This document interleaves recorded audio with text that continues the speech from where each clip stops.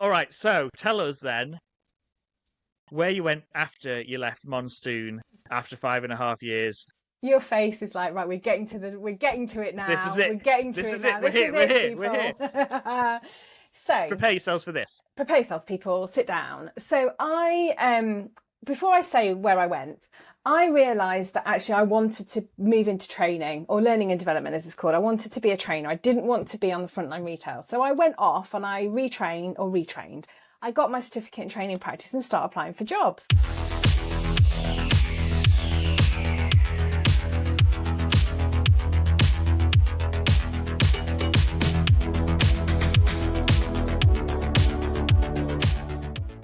Gayle Tong, welcome to Rad-Ventures, the podcast that takes you on an exhilarating journey through the lives of entrepreneurs and business owners. Business owner and entrepreneur.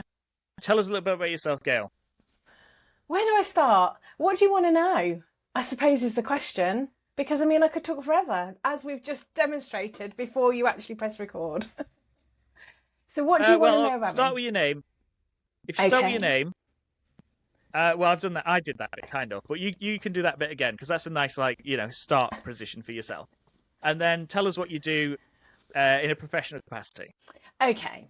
So my name's Gayle Tong. My business is called Enrichment Coaching, and it's always really hard to describe what I do. So I'm a personal development and confidence coach. I'm not a life coach. I'm not a business coach, right? I work with you on your personal confidence or your communication skills or your self-belief or your imposter syndrome or your inner critic. All of that kind of stuff that makes you a better version of you is what I do. And then I also do some other stuff around team facilitation, behavioural profiling, leadership development. That I don't talk about that bit as much though, but I enjoy that bit. So when I started my business, I took the bits that I really loved from my corporate job, which we'll come on to talk about, and I moved them into my business. So that's Okay. what I do in a professional capacity. Professional, inverted commas. I love it. And it's fantastic. And I know a little bit about your story because we've met in person, in real life, IRL. which is really great in the life of digital business on entrepreneurship. I'll talk about that in a second. But so I have also heard a podcast of your story before. So I know a bit about your story already. So I'm excited to have you on. But right, so firstly, how we know each other. So we're both members of the Digital Circus Yellow Tuxedos membership group. As well as that, we're also both founding funpreneurs, as we both attended Yellow Tuxedos Funpreneur Day at Poultons Park in July, wasn't it? Yeah. What a day that was.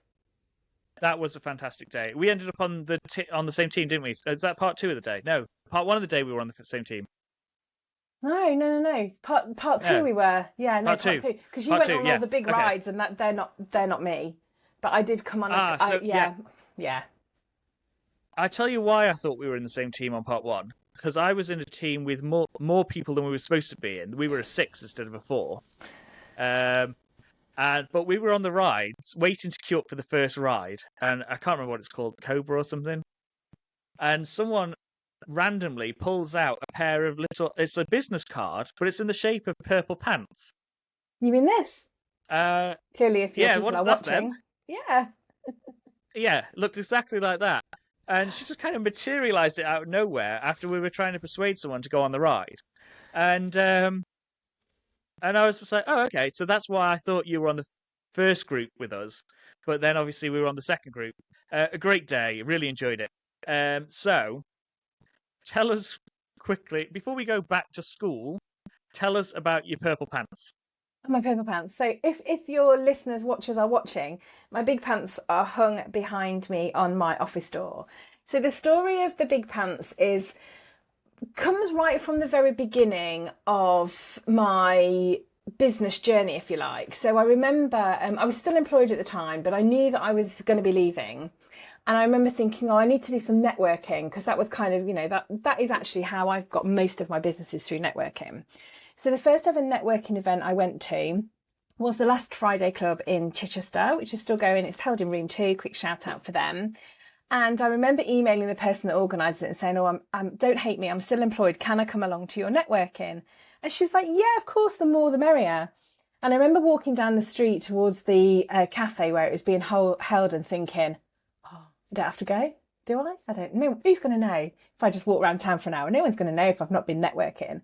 And I heard myself say, come on, Gail, pull up your big pants, go and do it. You know, what's the worst that could happen? I don't love that phrase, the worst that could happen now, which we might come on to talk about.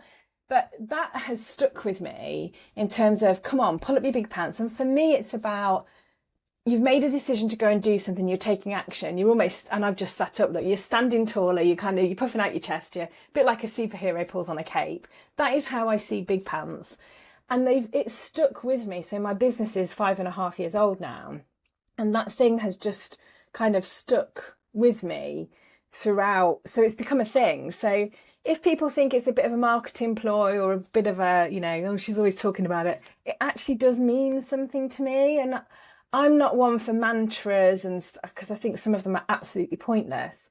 But when something like that works for you, and I know it works for other people, just this morning I had a coaching session with somebody and she said, I knew the minute I talked to you that you'd make me pull up my big pants. And I didn't even say anything. And note that I don't say big girl or big boy, I just say big pants. And of course, her pulled my brand. So, and my mum made these. So big shout out to my mum for making the actual big pants.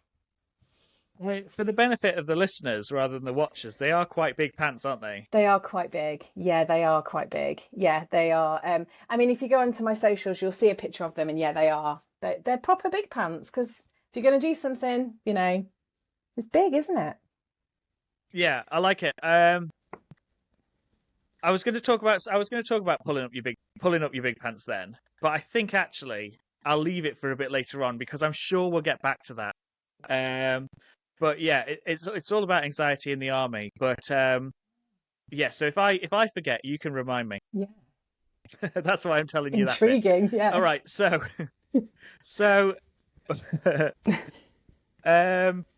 way back when then, we used to have, if you know, I don't know if you had like a careers advisor at school. I think I did, but you know, across the show so far, we discovered some did, some didn't. But to make things simpler then, if we have a think about what you wanted to be when you grow up and what career path you started on. So tell us about that then, Gail. So when you're at school, when you're 14, 15, and you're supposed to then make the choices for the rest of your life, what was young Gail thinking? So young Gail did a lot of dancing back in the day at dance school that actually now my great niece goes to, which is like really scary. I did embarrass her quite a bit the other day. But I wanted to be cabin crew, or a holiday rep. And I'm not talking 18 to 30 holiday rep. I'm talking like a holiday rep. But that was back in the day, right? I'm probably a bit older than you. So I'm 50 next year. So when you sent me this question, I was like, oh, isn't that interesting? Like, what do we want to do? And I think I'm thinking back to school and thinking, did we have careers advice? I'm not sure. I don't know if I've blanked that out. But I know I did, when everyone was doing work experience at school, we went off to the local, most people went to banks and stuff like that. And, you know, they did solicitors and that. I went to M&S and I did my work experience at school in M&S. And I loved it, aside from the free food that you got at the end of the day, you know, the stuff that was out of date.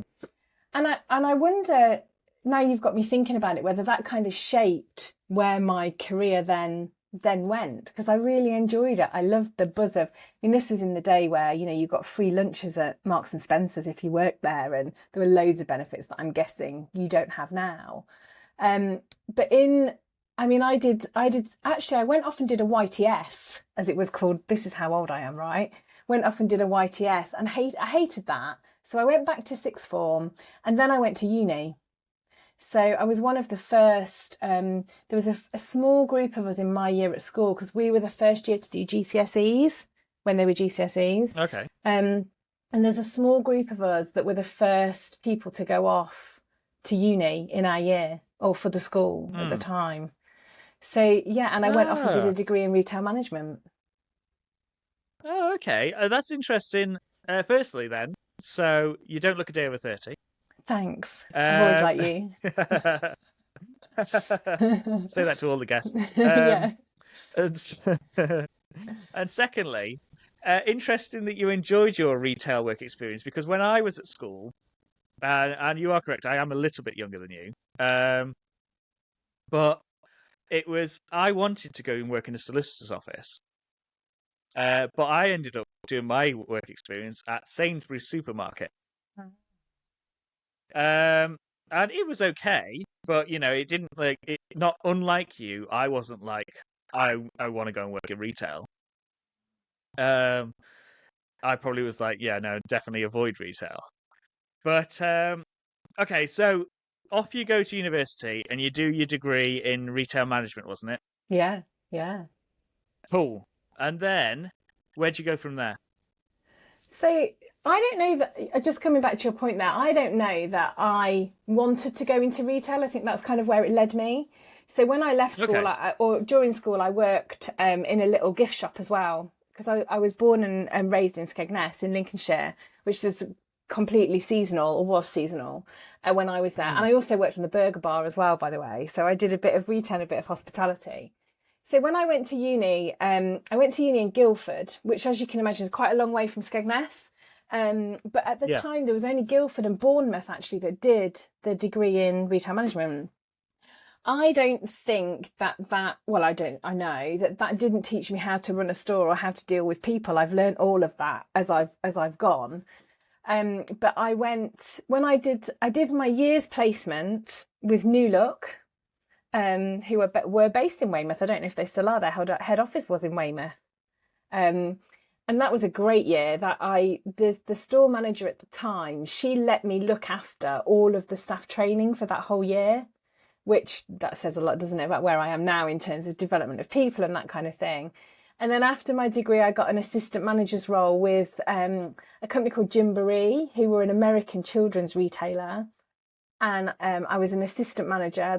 And I loved that there. That was brilliant. And then I went over to what is Whiteley Village when it first opened, and I ran the designer outlet there. Was literally handed a set of keys and gone, there you go, I'll see you next week. And I was like, what the hell do I actually do here now with these people and all of this? And that was great. And then unfortunately they went into administration, and I ended up at Monsoon Accessorize. And I was there for 5 years, and I managed the store in Chichester. I'm pointing that way for people that are watching, because as I sit at my office, Chichester is in front of me and Portsmouth is behind me. So I tend to point in whichever way I'm going. So that way. Yeah. So like sees that way. Dorchester over the hill there. Yeah. Exactly. Beaches that way. Yeah, beaches that way. Yeah. Cool. So, all right, I've been to Skegness. Lucky you. And you're right. Skegness is miles from everywhere, isn't it? Yes. All roads lead to Skegness, but it's like the long straight road that takes forever to drive along. Yeah, and also I don't know if you've ever noticed when you've been how much sky you can see, because it's flat. I did notice that it was quite flat. Yeah. Yeah. Yeah, I remember driving. I was driving, and you're just driving past all the old fields, full of what are they, sugar beets or something, aren't they do. Well, lots of your veg will come from Lincolnshire, yeah. Turnips or something, I don't know. But yeah, just loads and loads of flat fields, which, driving from Lancashire, it was like, why is there all flat everywhere, Yeah. And then, yes, Weymouth does have New Look offices still, though I think they moved quite a lot of staff up to the Midlands a couple of years ago. I'm not sure though. Though they did downsize their store into town centre, which is not really ideal, because it's supposed to be kind of like, welcome to the home of New Look, Weymouth, and then you can have the mini store instead of the big one that you used to have, which is actually now filled with Boots. And actually, I think before New Look were in the shop that they're in now, it was Monsoon.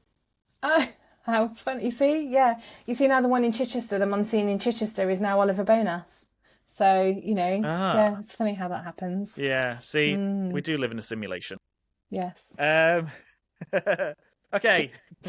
So, Monsoon then. Ran that for 5 years, enjoyed it. Yeah, so I started off in quite a small store. I think I had something like 6 or 8 team members. Quite a nice place. It was lovely. I mean, the clothing was brilliant. It was nice. In Chichester, lovely city to work in. It probably took, I don't know, £600,000 turnover, something like that, quite a small store. And then they bought, or they acquired, should we say, a Dixon's stores. Do you remember Dixon's, who were on the high street? Yes. So they went out onto like Curry's PC World, out onto the retail parks, and which left some of the high street sites. So in Chichester, we resited from, if anyone knows Chichester, near the Market Cross, down to West Street. And that first Christmas after we resited, I think I had 53 team members. A bit different to 8. And I think it went to like a 2.4 million turnover, something like that. So it was one of the top 20 stores. And I think I learned a lot. I think I failed fast there as a manager. It's really different going from managing 8 to managing, 53 people. That wasn't normal, but at the height of that, I don't know. I mean, I probably had 30 generally, and then you took on the Christmas temps because the sales were mega. So yeah, I was there, and I was there for 5 years. I was going to say, I think what I enjoyed there most was the development of the team, working with the team, rather than reaching goals and targets. Yeah, I think.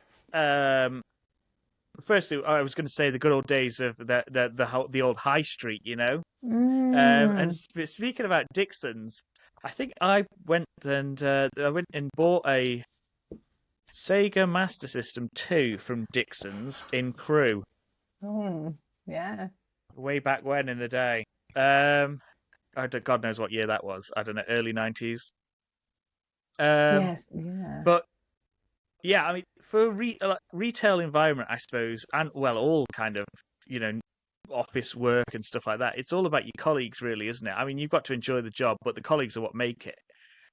People used to joke with me when I worked in an office that you spend more time with your office colleagues than you do with your family at home. So yeah, I would guess that it was quite a good environment that you'd curated there, Gail. What with your 30 between 30 and 50 people. Yeah, I mean, I think you're right. I think it was about the team, and actually some of them I'm still in touch with. Some of them I meet regularly for coffee, and then they give you feedback about what kind of manager you were, and you're like, oh, I'm not sure. This time on, I really want to know, but thanks anyway. Someone told me they were quite scared of me as a manager, and I was like, oh, that would never have been my intention. But I knew that I was there to do a job, and I wasn't there to make friends. I had a store to run. But yeah, I think I learned so much. But I also think, on reflection, that there is no other retailer like a hospitality there is no other manager like a hospitality or retail manager, because they are all things to all people. You're the agony aunt, you're the store manager, you're responsible for the trade, you're responsible for the cash, you're responsible for the store. If the alarm goes off, you got to meet the targets. You're the tea room person. You're the toilet cleaner. You're everything. You spin a lot of plates as a retail manager, and I think it gives you quite a good grounding to go on and do other stuff. You're not the first person to say that to me in my lifetime, and especially the agony aunt bit. Yeah, I was going to tell you a little ditty then, but I'm not sure if the person that the ditty was about would be listening to the podcast, so I think I might avoid it just in case. You never know. You can tell me offline. Yes, I will have to tell you after. Essentially, it involves them being a general manager, in inverted commas, and an agony aunt, and they couldn't hack the agony aunt bit. But they never said anything until afterwards. But there you go. All right, so tell us then where you went after you left Monsoon after 5.5 years.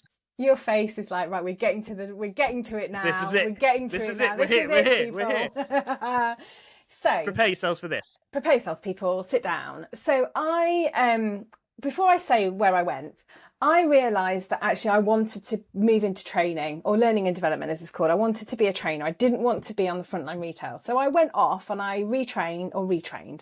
I got my certificate in training practice and started applying for jobs. And I remember sitting in here, when you were on the old, like, you probably don't remember, the old dial-up internet. And I think Paul was outside cutting the grass. And I was on this website, I think it must have been called whatever it was. And I remember seeing this job and I was like, oh, that looks interesting. So I prints it off and I goes out to the garden and I said to Paul, look at this job. This looks really interesting. He looked at me and went, Ann Summers? Really? And I was like, yeah, I'm going to apply for that. So I had my telephone interview for a training role at Ann Summers outside Chichester Cathedral. I always thought there was a bit of irony in that, that I was stood outside the cathedral being interviewed for a role at Ann Summers. So, yes. I'm sure the church would approve. I'm sure they would, yes. So I went to Ann Summers as a retail training officer. So I was relatable, I guess, to the teams in stores because I'd been there, I'd done it, I'd run big teams, I'd done, disciplinaries, investigations, I'd dealt with people not turning up from rotas, all of the kind of stuff that goes on. But I was fulfilling what I wanted to do, which was this training piece. And I stayed there for 11 years, just over 11 years. And it wasn't like a traditional training role because I got involved in so much stuff, everything from product training, although I had somebody amazing that did that for me as well. She had been a store manager in Ann Summers. But everything from that to launching e-learning to working on the company values to being on the leadership team to doing budgeting. And it was, for so many years, it was so challenging. That's why I stayed for so long, because I loved it. I absolutely loved it. And of course, there's something quite interesting, exciting when you say I work for Ann Summers. People either decide they're going to tell you everything about their sex life because they think because you work for Ann Summers, you must want to know. By the way, we don't. Or they get up and walk away from you because they're not quite sure how to cope with that. Or they're like, oh my God, that must have been really interesting. So the reactions, and sometimes you're a little bit careful who you tell as well, just from a reaction perspective. Yeah, I would imagine that people could be quite judgy, as I would guess is the word. But I mean, when you boil down to it, they're just a retailer like everyone else. Yeah. And essentially they're just a lingerie shop, but they sell the extra bits on the side. Exactly. Exactly. But some people aren't quite as open to the world, I suppose, would be a nice way to talk about it. Yeah. But yeah, I mean, ultimately it's just a job, isn't it? And it's just you turn up to the job doesn't mean that you're coming up with these ideas for the products. It doesn't mean you're selling the products, working in the advertising, etc. I'm also not sitting in the office in the lingerie, by the way. Yeah. I wore normal clothes to go to work every day. just rock up at the door in your normal clothes and like, right, Gail, strip off. You're wearing this one today. I mean, I'm sorry, that was a visual image nobody needed. But, that because it used to amuse me, when you used to pull out of the office. So anybody that's been up towards Croydon, it's probably known as the Ann Summers roundabout, because the minute you hit the roundabout, you can see the Ann Summers sign. So it's quite a well-known landmark, if you like. And I always remember when I used to pull out of the car park, there was always a man in the queue that let you out of the car park. Women made no eye contact, carried on. It was always a man that would flash you and let you out. And I always used to think to myself, I wonder what he thinks. A, maybe what am I wearing? Or B, and that's really stereotypical, and I don't mean to be, but that was just exactly what happened. That's factual. That was always the case. In 11 years as well. Brilliant. That's it. Yeah, it's...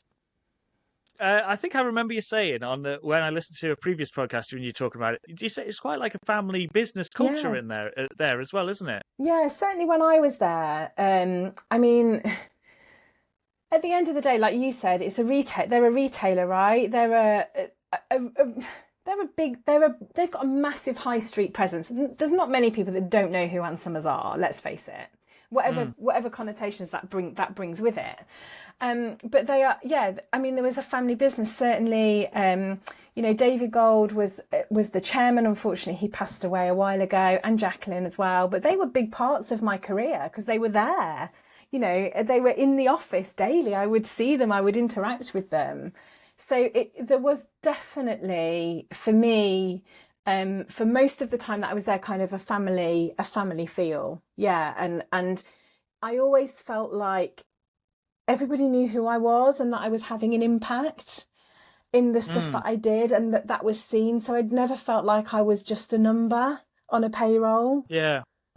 I love that because it is a corporate machine, isn't it? Yeah. The way you talk about it, the way they're in, you saw them in the office every day, this big office building with Ansomers plastered on the side. And so you've got the two sides, haven't you? I can see it as a corporate machine. Everyone sat there with a desk, rows and rows of people answering phone calls, customer service, etc., etc. HR department, ooh. Well, that was us. And That's who then I was. the management offices and stuff like that. And then you get the other people who, like, oh yes, no, the dirty, seedy shops on the high street. Oh no, we can't go into there. Yeah, Um, yeah, it's but true. yeah, it's like it. Did you Love Honey's the same, isn't it? But they don't obviously have the high They don't street have the high shops. street presence. Yeah. So for me, what they don't have is they don't have the customer service. They don't have the knowledgeable teams. So, while I was there, I mean, we're going back a few years now, obviously, because I think in 2012, I remember it quite well. I was asked to head up or be a big part of a customer service program with retail. And some of the fundamentals that we did on that, they were still doing when up to the point when I left. I don't know what's happening now, but certainly things like I worked on bra fitting, wrote a bra fit program. So there are some things there that the teams have so much knowledge on. They're so knowledgeable about their products and their info, because they have this massive passion for the brand. And I think Love Honey is probably a bit more transactional. I don't know that for sure, but because it's online, isn't it? Whereas actually, if you do want Yeah. to go into store and chat to a colleague, you can, and you'll find an amazing person in there that's able to help you in the right way with what in a really professional, confidential way. Whether you're, we used to call them nervous, curious, and experienced customers. If you're a nervous customer that maybe goes in with your headphones, looking, you want to find out, but maybe you're going to go out and come in. Those colleagues in that store will be able to help you with that because it's natural, Yeah. right? Yeah, and that's obviously what they're there to do, and they're Yeah. and as part of a brand that they care about. It's um, Sorry, phone rang. Then I thought I turned everything off. I've had The that before. joys of Apple technology when it's popping Yeah. up on my. I'm looking at the screen like, where are you going next, Richard? Oh, why does that say phone ringing? It's phone iPhone ringing. ringing. Which one? Yeah. Um, might cut this bit out. Might not. Might leave it in. Well, leave it What in. can you do? Normal, right? Yeah, I mean, I've experienced a couple of Answer shops in my day. I think I've been to the one in Salisbury, been to the one in was there one in Blackburn? Yes, there Can't certainly remember. was. I don't know if there is now. There certainly was. Yeah, yeah, yeah. And it's like you say, you get various different types of people, and I would imagine for the staff in there, they experience the same thing that you talked about before when you said, when you tell people that you worked for Ansomers, they either blurt out their complete sexual history, or they kind of dart away and just can I buy that, and then off we go. Yeah. So I would imagine it was quite a good place to work. Well, for the majority, but I've done a little bit in retail. I was on a service desk in a motorbike dealership. No, not dealership. That's the word you can't use. A retailer. That's the one. Okay. Dealership implies drugs. Oh, really? Oh, okay. Are they not Yeah. car So dealerships uh, though? But yeah, no, okay. retailers now. Yeah. Retailers. So yeah, and I worked on the service desk, which you had to walk all the way through, past all the brand new motorbikes, past all the gear and the parts department, and then there I was at the back of the desk. And so as staff whittled down and weren't replaced, good times, thanks for that, Dave. Um, it's okay, he won't listen to this, it's fine. Um, Message from Dave. yeah, I was like, oh, what's it? Yeah. Why is Dave ringing me? Yeah. So I ended up, help. Oh, Richard, can you help with that? And then all of a sudden, some people have been like, look, I've looked at it online. I want this helmet or I want that jacket. That's what I want. I just wanted to come and touch it before I buy it. Or then you get someone who'd be like, oh, I want a new helmet, and you're like, well, what type of helmet? It's like, what type of brand were you looking at, and what type of stuff did you want with it, and all that type of stuff. And so I would imagine that and this is the problem with retail, is that you get all sorts of types of people. And I think that in the Ansomers environment, it would be interesting to deal with the ones who perhaps don't know what they want, but they kind of got an idea, and how you can help them. Or, you've got the ones that know what they want, and they want to come and just, touch it or feel the box or something, or read the packaging, or double check the size in real life. But the people that don't know what they want and they're too shy to know what they want and they don't want to talk, I would imagine that would not be great for delivering customer service. But I'm sure with your insights and training, Gail, that they excelled at their job after you'd been involved. I do remember one store manager, I won't say where she was from or who she was, but I do remember when we did the training and we did a little bit of talk around kind of the nervous, curious and experienced customers, and we described what the nervous customers would, their body language, what they might say, how they might behave, all of that kind of thing. I do remember her saying, "Oh my God, I just thought I'd got a load of idiotic customers that just were wandering in and out, for the laugh of it." And actually she said, "And now I've just realised that they're all nervous customers and that I've probably missed out on an opportunity there." And that's one thing that stuck with me after we did all of that training, brilliant. So if she can now go and turn that customer into a curious customer that might then come back. And I think that's what I really loved about that training. And probably that's what was followed through in the rest of kind of what I've done, was like, let's just make it real. Let's make it human. Let's keep it simple. Let's not overcomplicate it. Because if it's simple to understand, someone will go off and take action. And then it's that action that then makes a difference. Yeah. So that was kind of where I got to with that. I like it. It sounds like your experience in retail did indeed provide you with the skills that you need to then go and set up your own business in that field. So that leads on to nicely on how obviously did you get from Ann Summers for 11 years to Enrichment coaching. Yeah. So in my role originally as retail training officer, I went out, I delivered workshops, which I loved. I did all training for all the new managers, as in I went in and delivered workshops. We had a group of really experienced, excellent store managers that looked after our new managers, and they went into store and they did classroom training and all of that. And then as times changed and people moved about, I ended up looking after all of retail. And then again, things change, as they do in 11 years in retail. It's a long time. I then ended up looking after the whole of learning and develop, me and 1, 2, maybe 3 other people, just depending on what was happening. And I realised that I was starting to do this thing called coaching that I quite enjoyed. I'd heard of it. I quite enjoyed it. I've done a little bit of research. I love researching stuff, right? So I will go off and research a load of stuff, and I'll make myself learn about it. I love the learning journey. I'm not too bothered about, I said the J word, sorry. I'm not too bothered about the outcome, but I love the process of learning and understanding more. And I think as I started to work more with head office and with Party Plan, which was where Ann Summers kind of started out, the at-home parties is called something different now. I realised that actually I needed some different skills and that I wanted to be credible at coaching. So actually Ann Summers, and I'd be forever grateful for this, paid for me as part of my development to become a coach. So I went off and I did my coach training, which I then used, in head office, and I was able to deliver coaching workshops, and I was able to actually do proper coaching with people. I'd done it, as we all do as line managers. We all coach, but I wanted to do it and do it properly and really have an impact. And then Ann Summers embarked on quite a massive change program where the learning became more about actual training and process training. And I kind of started to think, have I fallen out of love here a little bit with my role? Have I outgrown it? I've been here a long time. Is it time to move on? But I knew that I didn't want to go somewhere and start all over again and just be a number, where I'd built up a reputation. I'd done some great stuff. I'd really enjoyed it. So I thought, maybe there's something in me working for myself. So I had the conversation with my HR director, who I'd worked with all the time I'd been there. And we agreed that I would leave but she would contract with me. So I worked with them. I started my business at a perfect time, 2019, just before a global pandemic.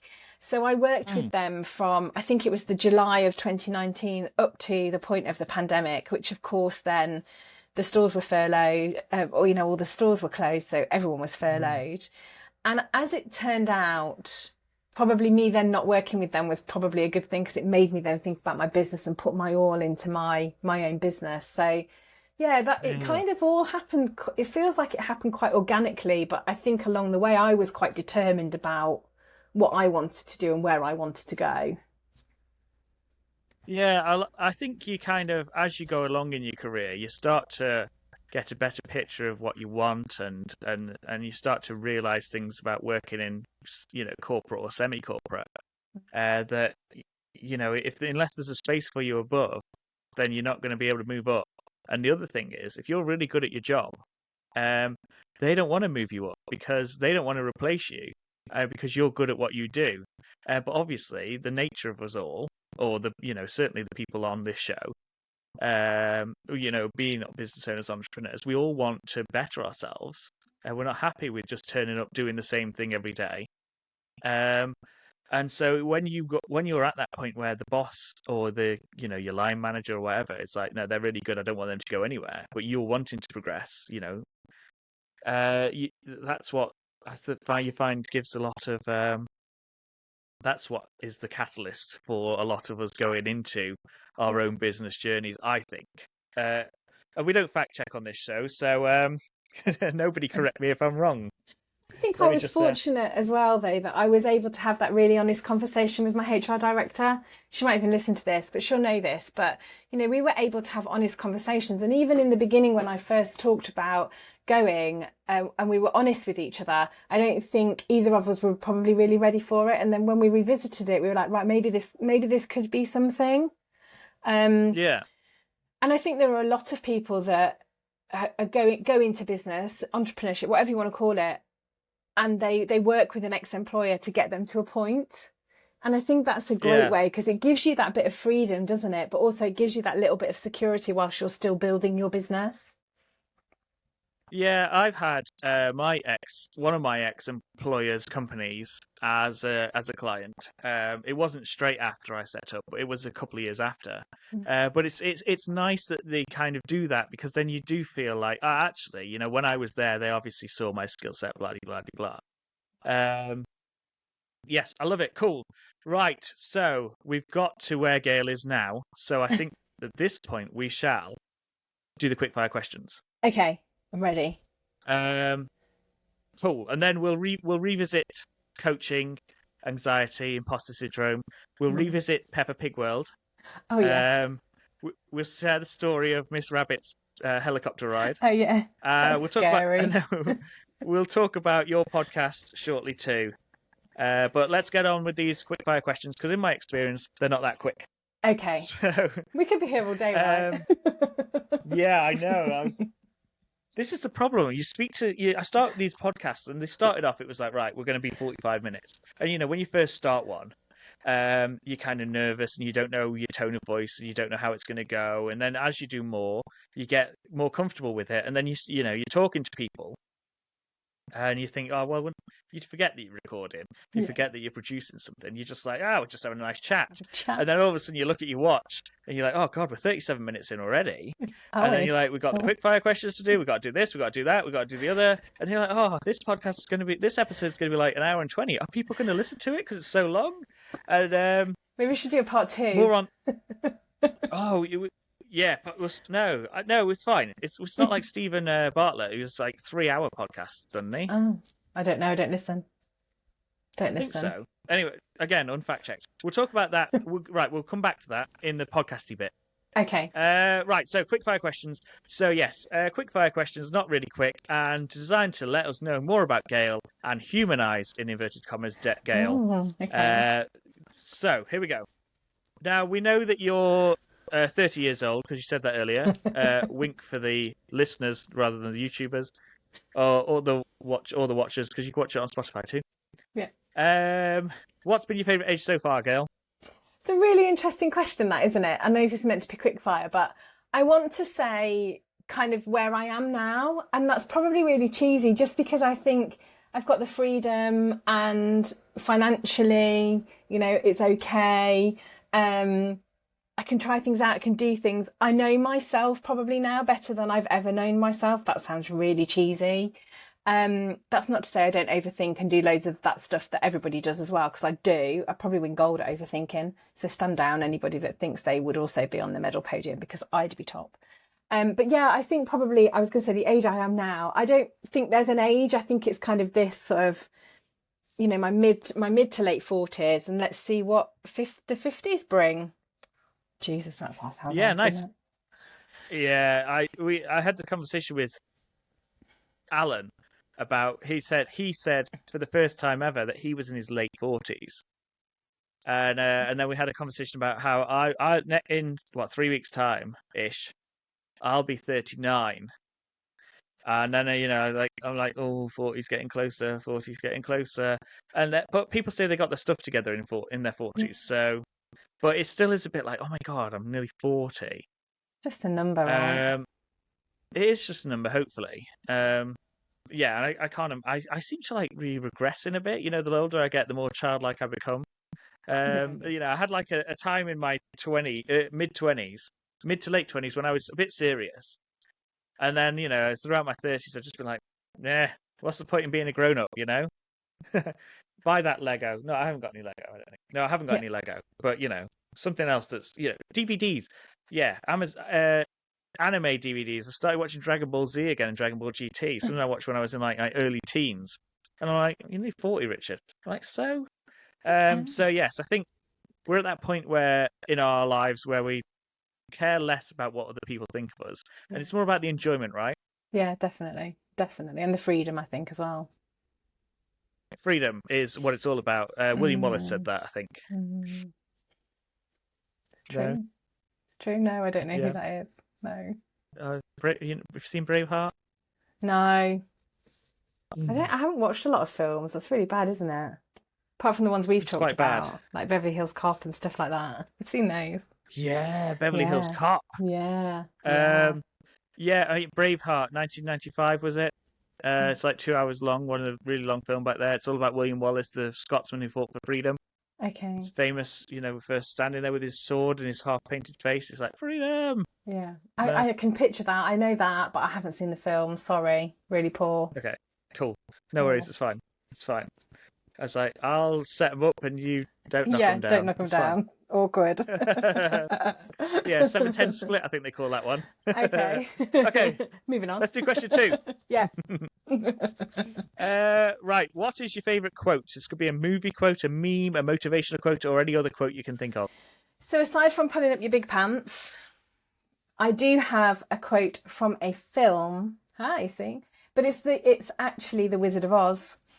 And it's when the Wicked Witch is killed, Glinda, the nice witch, says to Dorothy, "You had the power all along, my dear. You just had to find it for yourself." And for me, that sums up exactly what coaching is about. And I love the film anyway. Yeah. That quote, you had the power all along, my dear. You just had to find it for yourself. I love that. Cool. Yeah, I'm not even going to elaborate on that. I just think that's brilliant. I love it. My favourite. Question 3 then. Google Suite or Microsoft 365? Microsoft 365. Does somebody go boo, or is that the right answer? I think you're like the first person to actually full on just say Microsoft 365.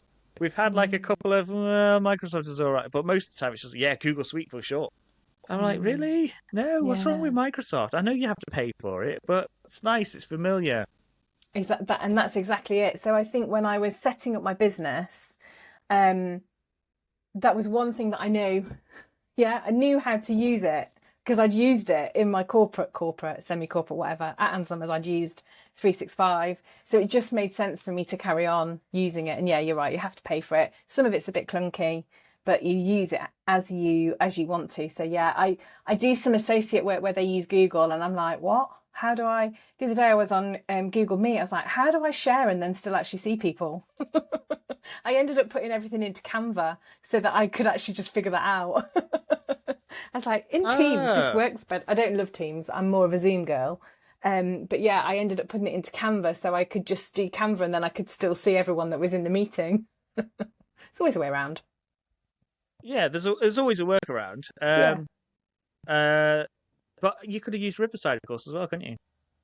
Oh, well, it For wasn't my for your calls. meeting. That's the thing. It wasn't my meeting. Ah, So it was kind of a forced Google Meet, yeah. forced on me by someone else. And it was fine and I made it work. But yeah, it wasn't my favourite way to do it. But yes, so yes, Microsoft 365. Microsoft. Yes. Cool. Right, question 4. I've changed this because it was causing some confusion. It's the same question, ultimately, but I've shortened it. Okay. So it's question 4 is, what app could you not live without? Oh, so can I answer the other question, which was if you're on a desert island? Because I prepared an answer for that. So, and then I'll come back to your other app. What can I not live without? So I decided that actually I'd want a weather app because I like to look, if I'm going on holiday or something like that, I like to look at all the weather apps, decide which app I like best and go, yeah, that's what the weather's going to do when I'm there. So if I was on an island, I'd probably have a weather app. But which app can I not live without? That's really interesting, isn't it? And I might say OneNote, actually, because I use that over everything and I have all my notes in there. It links to everything. It syncs across all of my Apple devices. And I have everything in there. So, yeah, probably OneNote. I like it. Yeah, I mean, that's the reason I changed the question, which I probably should have forewarned you about, but I only just remembered myself, is because it was like, the essence of the question was, what app could you not live without? And to kind of put more of an emphasis on it, it's like, you're trapped on a desert island. What app do you wish you could have? But we found that there's so many interpretations of the question that that I just like, we'd get all sorts of, well, I'd have, I'm thinking, well, I use Instagram every day, so I must have my daily fix of Instagram.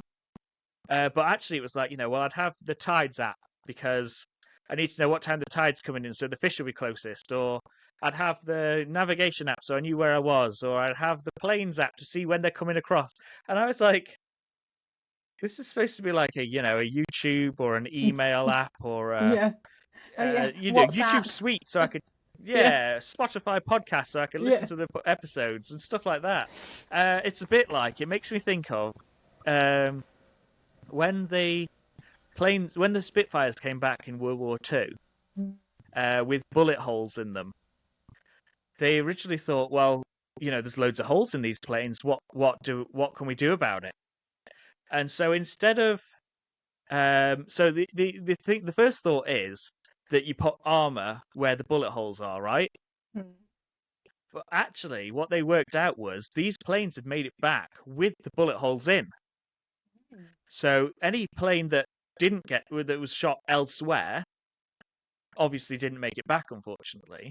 So what they did was they reinforced the areas where there weren't bullet holes, because that was what was in essence to make it fly. So that's what we did with on a much smaller scale than World War II hero pilots making it back and all those people that helped with that. We just changed the question to, what app could you not live without? Well, and of course you're assuming on a desert island as well that you'll have some kind of mobile signal.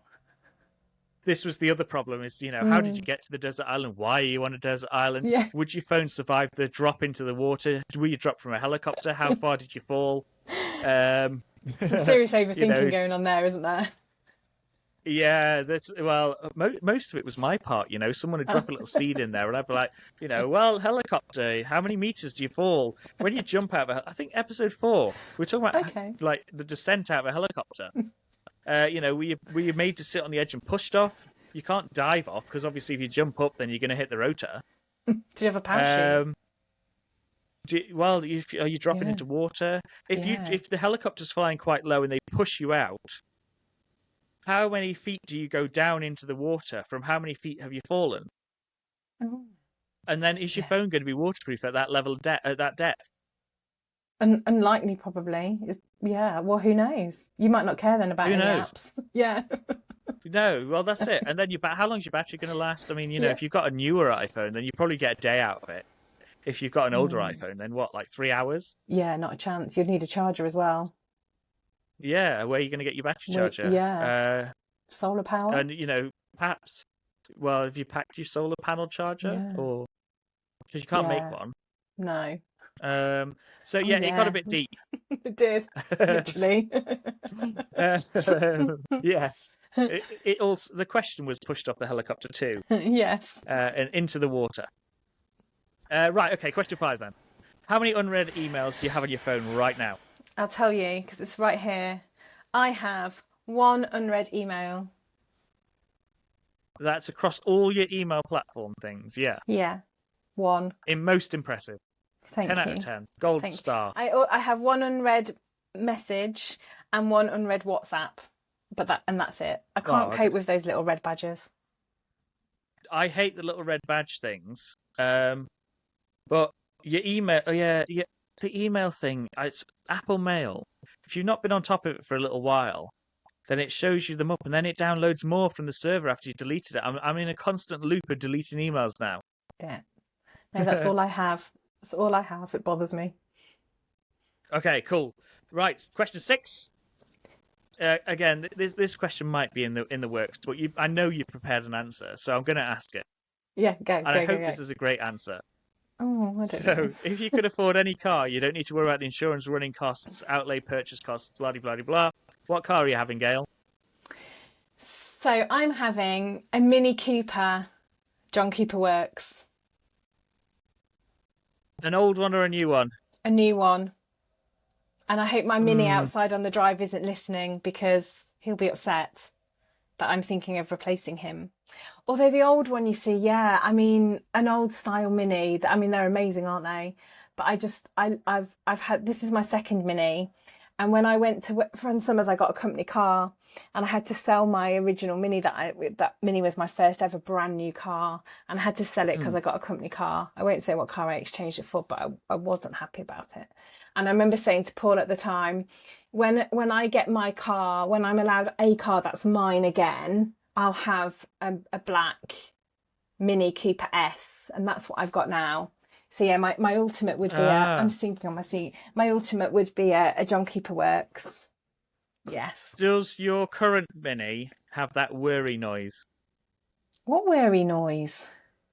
I passed my test in a Mini Cooper. Oh yeah. It was a purple one with a lime green roof, or was it lime green with a purple roof? Are we talking Can't old remember. Mini or we're talking new No, Mini? new minis. New minis. Yeah, yeah. Yeah, yeah. It was one of the first one when they redid them. I think it was like Oh yeah. 51 plate. Yeah. Okay. Yeah.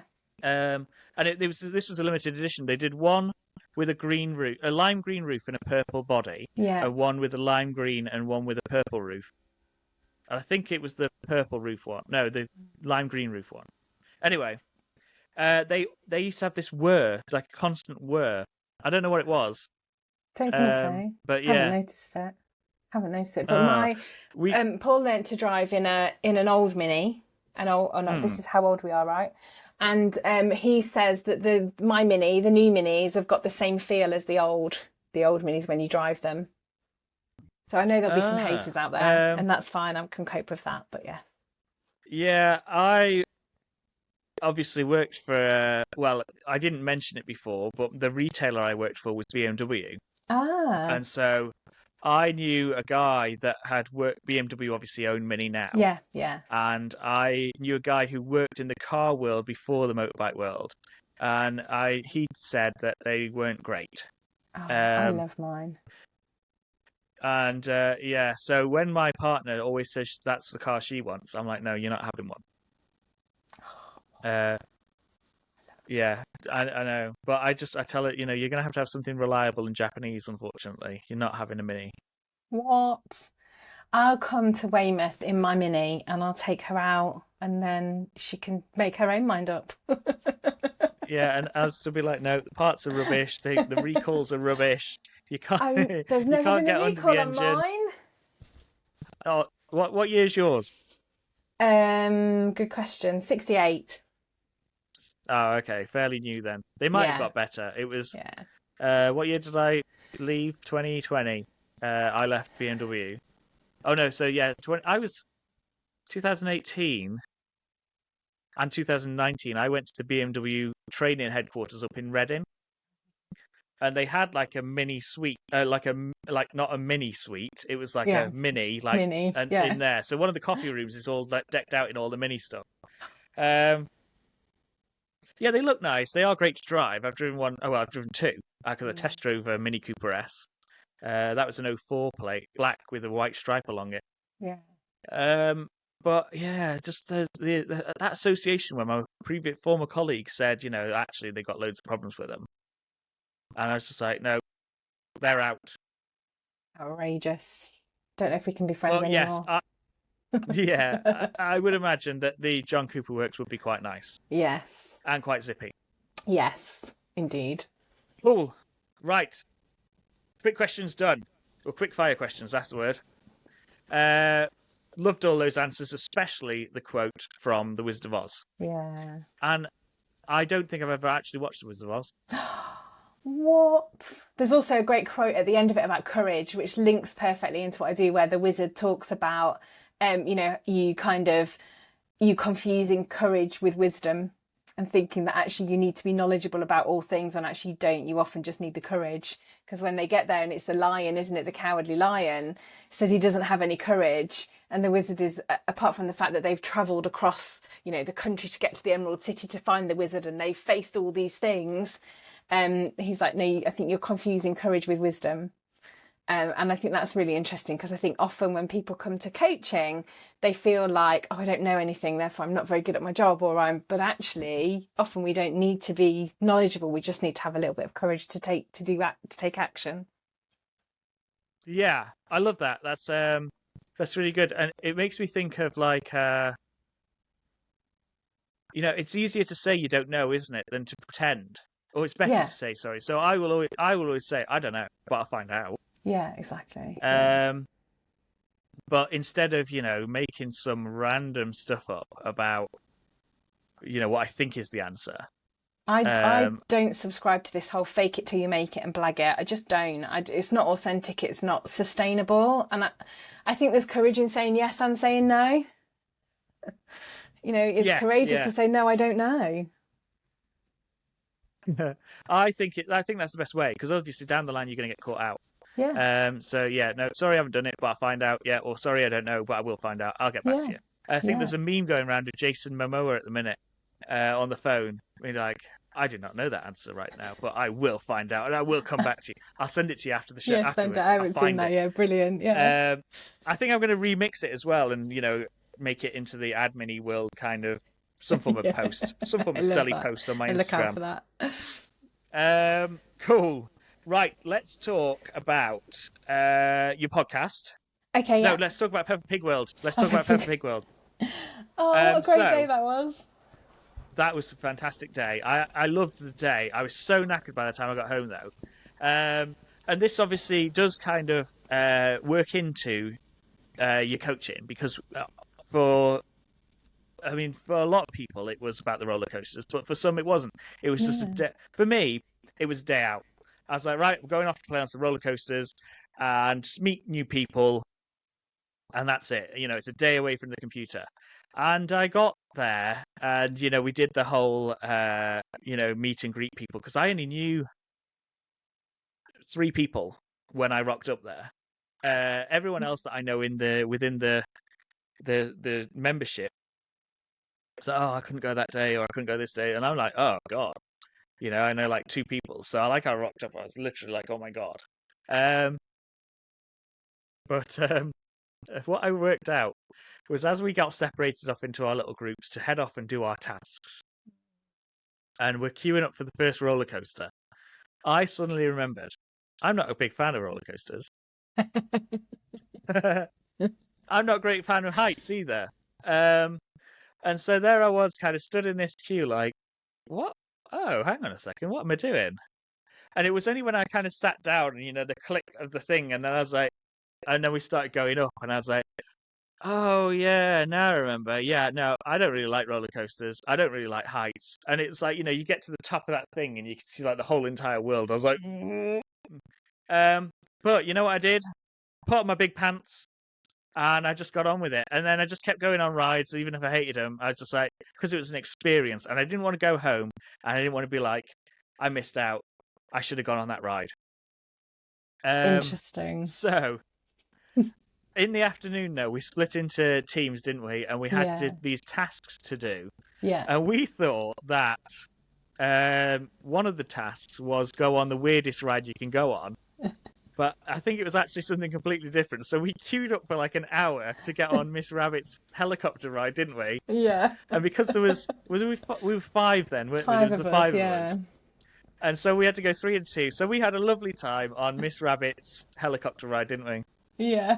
I mean, first of all, while we were in the queue, all the people with all the parents with children were staring at us as if to say, "What the hell are you doing?" And then we got on that, and actually, I think it you went round it about 5 times, didn't you? But 3 of those times were people getting on and off. So every time it stopped, it like rocked. I mean, I don't. You did well because I don't like roller coasters. And I'm talking about pulling up your big pants. Again, this is courage in saying yes and saying no. I knew if I went on some of those, I would ruin the day for me because I knew that I'd be ill. I mean, I get ill on the teacups, to be fair. Although, as we found out, there's not many people that like teacups. But I think there are some things in Peppa Pig World that make people feel worse than the big roller coasters. So if you remember, we went on that Rapids ride with the not the complete water ride, the Rapids where you sat in the little boat and you went on your own. And behind us, as we were climbing up the stairs, there was a lady with a small girl, and we were watching another one of the Peppa Pig ones that was like teacups that went up and then came down. Yeah. And she said, "Oh, I wouldn't go on that one. That made us feel really sick." And she turned around and pointed at a little girl that was tiny. Even she felt ill on that, but she's been on all the big rides today. So I think there's some in that Peppa Pig World that are, deceptive. I must admit that teacup one, I looked at it, I was like, yeah, I don't fancy that. But yeah, I went on the spinny big ride, the biggest one, twice. Yeah, you did. Yeah, twice. Yeah. So yeah, it was a bit like, but yeah, I think we made a mistake in going on Miss Rabbit's helicopter ride because I think we'd misinterpreted it and we waited. So it said like 15 minutes, but we must have been there at least 45. Easily. Yeah. That was a long time. But a great day, and obviously we met great connections, and that's one of the reasons we're talking now. So, special mention to Yellow Tuxedo and Frumpreneur Day. And actually, if you want to go on the Frumpreneur Day, I was going to say if you book now, but this won't come out until, I don't know, mid to late January. So no point in me mentioning that. But I'm sure you can. Well, you won't get the early, but you still can. Oh dear, excuse me. You won't get ticket 001 because I got that as a founding Funpreneur member. I was right in there getting my ticket for the next Funpreneurs Day. Yes. Thanks for filling in for me there, Gail. You're welcome. So yes, you will be able to book. It's in June sometime. Yes, June. But you won't be able to get an early bird ticket because that finishes on the 31st of October. Cool, a grand day. A very grand day. Yeah. Right. So, while we were there, actually, that's when we talked about your podcast. Mm-hmm. Yes. So, how long have you been doing that? How did you get into that? Tell us a little bit of the story there. So I can't remember who it was, having a conversation with somebody, and they said to me, "Oh, why don't you do a podcast? Why don't you do a podcast to talk about all the stuff that you talk about?" And I knew immediately that, that was a good idea, but I didn't want it to just be my voice. I didn't want it to just be me talking about confidence and stuff like that, boring. So I left it for a while and decided that actually, do you know what I do is I would interview people, much like you're doing, but I would interview them on topics that were based around confidence, whether that was related to them, if they'd got experience of it, their own experience, or if they were working in that space. So the podcast is called Confidence Conversations. I'm on series 3. So I think the first series was maybe all about you and your confidence. What does confidence mean to you? That kind of thing. The second series was then more about how does that show up for you in your business or your work life. And this series, I've started to talk about topics that, as I call them, are impactors and enrichers for your confidence. See what I did there? So we'll be talking about things like so we've talked about boundaries with Emma Jenkins. She is a Yellow Tuxedo Digital Circus member. We had a great conversation about boundaries and how that impacts your confidence. And the latest episode is with the owner of a hair and beauty salon in Chichester called Creations. And hers is all about self-doubt. So something that impacts us all the time and how she overcomes that. So yeah, that's my podcast. Thanks for the plug. Nice, that's okay. Free plug there. Cool. I mean, I'll be honest with you, I haven't listened to it yet. I did see the advert for Emma, That's Mosaic Mediation, isn't she? Yes. Mosaic Yeah. mediation, yeah. I saw the advert for that one. It looks very good. And you did give me some top tips while we were at Paulton's Park about it, because I was talking just then about, thinking about getting going on my podcast. Yeah. But actually, that was it July? It was around July the 11th or something, wasn't it? Yeah. And early I July. started recording my podcasts 2nd of August. So you must have infilled me with confidence to go out and do it, Richard. Well done. So kudos to you there. Little pat on the back. Another gold star. Thanks. But interestingly, you say about your recent guest with Carolyn. what did you say it was about? Self-doubt. The creation one. Yeah, self-doubt. Yeah. Self-doubt. That's it. Yeah. Yes. Yeah. Something that plagues us all, I think. Yeah. Oh God. Yeah. I think the research says something like 85% of people suffer with self-doubt at some point in their life, but it's not something we're born with, right? It's a learned behavior based on an experience or something that happened to you. And that's the thing that you then remember when you're going to do that thing or something similar again. It's at the forefront of your mind in your prefrontal cortex that goes, oh, hang on a minute. Maybe you don't want to do that because you're going to look a fool or it's not going to work. And that's then when that self-doubt kicks in. Of course, it takes many different forms. Some people will experience it as their inner critic. I mean, my inner critic's called Betty. Story for another time, probably. But, they might experience it as procrastination. They might experience it as I'm going to shut myself away from things. It will present itself differently for every different person. Yeah, and would you? So, if you called yours Betty, have you read the chimp management book then? Chimp Paradox, yeah. Is that why yours is called Betty from there? No, it's not actually. No, mine's called Betty because I decided. My seat keeps sinking. Because I decided that to give mine a name would take away some of its power.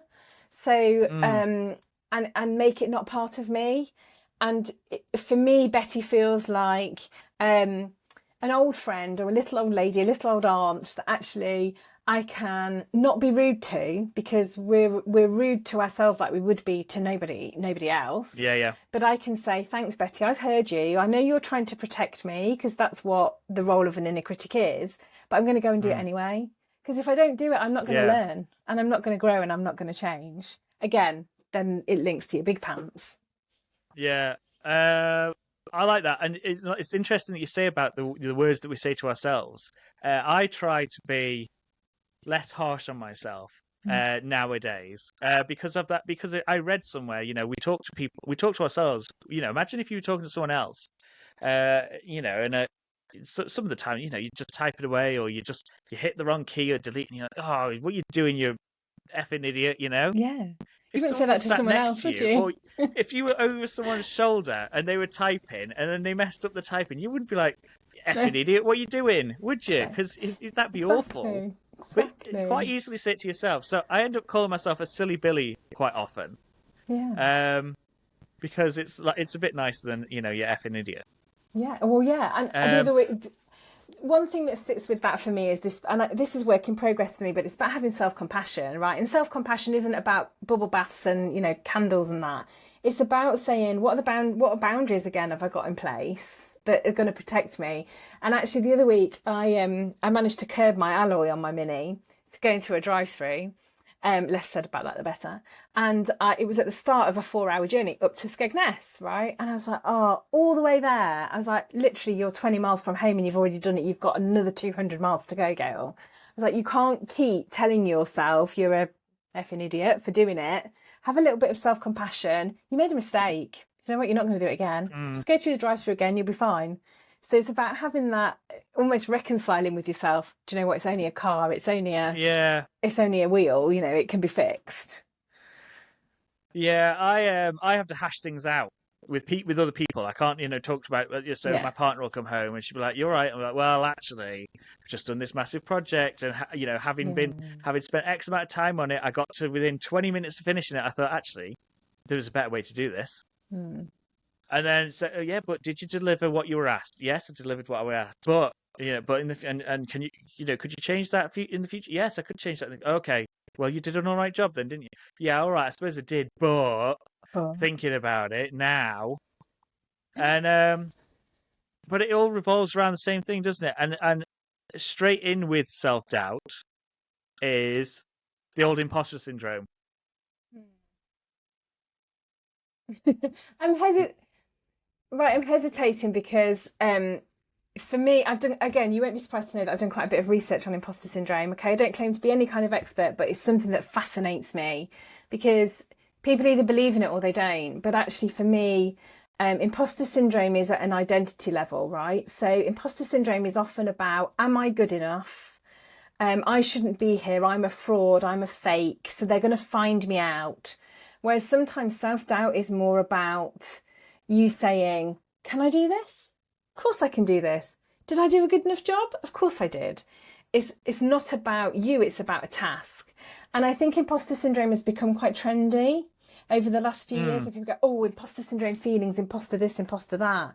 When actually, whilst it's not clearly not a recognised, diagnosed, clinical, thing, people that suffer with it find it really quite crippling because the difference here is at any minute they think they're going to be found out as a fraud. When none of that's true, that's what they've told themselves. It's not generally about can I or can't I do something. It's more about I'm going to be found out as a fraud. Though not necessarily a fraud, though. No, they're not. No, they're absolutely not. But despite all the evidence, that's what they tell themselves. That's what they believe. Yeah, interesting. Yeah, I just I see them as kind of interlinked. You've got that self-doubt, which then leads into the I'm a fraud, I'm going to get found out. Yes, it can do. Yes, and so yeah, and a lot of business owners, like you say, it's a buzzword at the minute. But a lot of people find themselves in that situation where you think to yourself, oh, what am I doing here at 4 years down the line and blah blah blah, comparing yourself. I blame social media. There you go, boom. Comparison. Let's wrap up the show. Yeah, yeah. Just on the imposter syndrome note, though, I think you're right. I think everybody can have those feelings, right? Everybody will have thought, what am I doing? What am I? But I think back to the language piece, what we tell ourselves is really important. So if we're telling ourselves we're an imposter, then we will be. And actually, some of that might not be true. Yeah, it's like you say, back to the language thing, and I joke about the woo-woo stuff in inverted commas for those who are listening. Words have power, and that's one of the reasons that I stopped calling myself a effing idiot or whatever it is. I say, and silly Billy, because it's not quite as harsh. Because if you sit there and you tell yourself you're an effing idiot all day, then you're going to start thinking you're an effing idiot. You believe it. Yeah. Yeah. So and it's not true. It's not true. I'm not an effing idiot. Well, I am when I, hit the wrong key, or curb your car. But yeah, jokes, we're over it, right? Yeah, yeah. Yeah. But I wasn't thinking, oh, I'm an imposter. I shouldn't be driving. I can't. I'm not capable. I wasn't. I was just thinking, oh my god, that's going to cost me whatever it's going to cost me to have it fixed. So that's the difference, I guess. Yeah, I like it. Linked, but not the same. Yes. I like it. Right, nice little side quest there, but we do have a little bit of structure to get through on the show. Okay. So, tell us then, Gail, what do you want to be if and when you grow up? If and when I grow up, I don't ever want to grow up. I don't, because being a grown-up is just adulting. What is that all about? No thanks. I saw a poster, actually, I think it was on TikTok the other week, and it said something like, it was a rating, like a TripAdvisor rating for adulting, and it was 1 star, and it said something like, absolutely not, don't want to do it. And I think that's me. Yeah. So I think... Would not recommend. Yeah, would not recommend. I think it's back to that freedom piece, right? It's about having the freedom to do what I want, the ability to do stuff, to travel, to see things, to experience things. That's probably when I grow up. I don't want to grow up, but yeah, I'm happy to be a child still. Yeah, I like it. It's fantastic. And I think it resonates with a lot of us.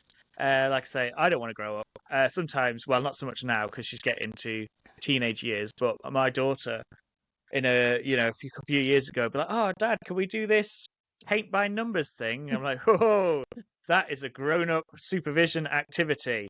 No, not for me, I'm afraid. Yeah. Wait till Mum's home to Yeah. paint by numbers with all that paint and mess and everything. But let's go play with some Lego. Oh yeah. Um, cool. So yeah, I mean that's the end. Well, we've nearly reached the end of our structure for our show. So it does sound like you've had quite the Rad-Venture over the My years. God. Look how long we've been I've talking only, for. I know, I've only, I inserted that line on like my first and second show, and by the time I think I did the third, maybe I did it on the fourth show, and then I'd completely forgotten about it for like however many shows I've done in the interim. So having just released 3 episodes, I was like, oh yeah, I need to put that back in. So Yeah. I'm glad I got that in. So yeah, you've had quite the adventure over the years. Very exciting. I am going to have to mark this episode as explicit, what with you having worked at Ann Summers. Yes, of course. Even though I don't think we mentioned anything, but if someone goes off and Googles we never it, mentioned anything. Yeah. But yeah, if you look at the Spotify for podcasters description when you say, "Is this explicit?" Yes. I think they would class as, unfortunately. Yes, but they're all right. explicit now because of the world we live in. But there you go. So thanks for coming on, Gail. It's been a pleasure to talk to you. Tell everyone before we go all about your website, your social media, your telephone number, your email, and where you can find your podcast. What, and my home address as well? Yeah, home address as well. So my website is enrichmentcoaching.co.uk. I hang out mainly on Instagram and LinkedIn. On Instagram, I'm at enrichment_coaching. On LinkedIn, I'm Gayle Tong. You can find me there, and you can, of course, find my big pants there too. What was the podcast? My podcast, Confidence Conversations. You can find it on Spotify. It's also on YouTube, Enrichment Coaching, and it is also on Apple. So yeah, Confidence Conversations. I think that was everything. All my contact details are on my website as well, or you can DM me on social media. Perfect. Nice. So if I remember, when I do the show notes for this show, I will include a link to your podcast.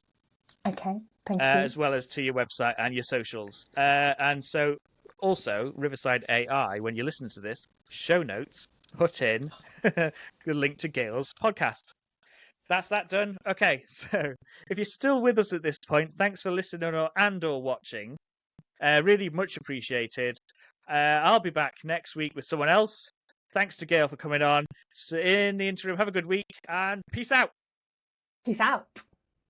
Peace out from Gail. Cool. And cue outro.